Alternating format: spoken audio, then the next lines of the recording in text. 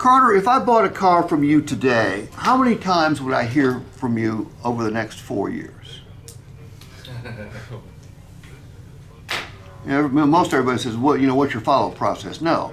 Think about 4 years. How many times would I hear from you over the next 4 years? 3 times within the month afterward. Right, because we got to satisfy the factory survey requirements.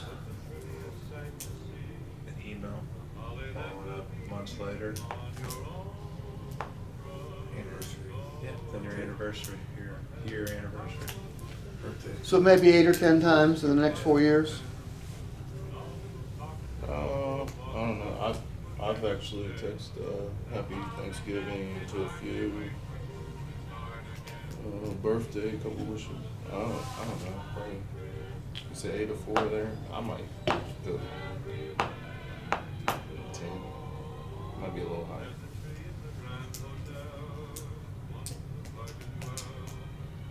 The answer's not enough. Okay. I met a guy. He averaged 57 cars a month, made 450 grand. This was pre-COVID. I don't know what he made during COVID. And I asked him about his follow-up process. He says he contacts his entire customer base every single month. I said, well, you can't possibly make that many phone calls. He said, I didn't say phone calls. I said, you send a newsletter out? He looked at me and goes, would you read a newsletter from a car salesman? I went, no. He goes, why the F would I send a newsletter out then? I said, okay, what do you do? He either calls, texts, or sends an email. And he goes, when I call, 80 to 90% of the time I get voicemail. So I leave a voice message. He gets 20 to 25 referrals a month. And I'll talk to you about referrals in just a few minutes.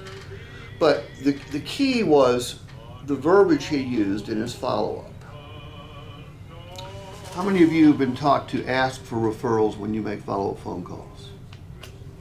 Anybody? I was told before, but I don't do it anymore. Well, good, because it's stupid and it doesn't work. Yeah. All right, and I'll tell you why it doesn't work later. Not because of you. It's because of mathematics of all things, okay? He leaves a message that basically just reminds the customer who he is, whether it be by text, email, or voice message, or if they answer the phone, he says the same thing. And he just reminds them that he's there for them. Period, end of sentence. He's not bugging them about anything else. But I asked him the question. I said, do some people get tired of you contact them every single month? He goes, sure they do. He goes, from time to time I'll get an email back or a text back, or they'll tell me on the phone, you don't need to call me every single day, Tom. I'm never going to forget you. He goes, I put them on a quarterly rotation. But yeah, he said, I figure if somebody's not telling me I'm calling too much or trying to contact them too much, I'm not doing my job. I mean, that's a guy that makes $500,000 a year selling cars.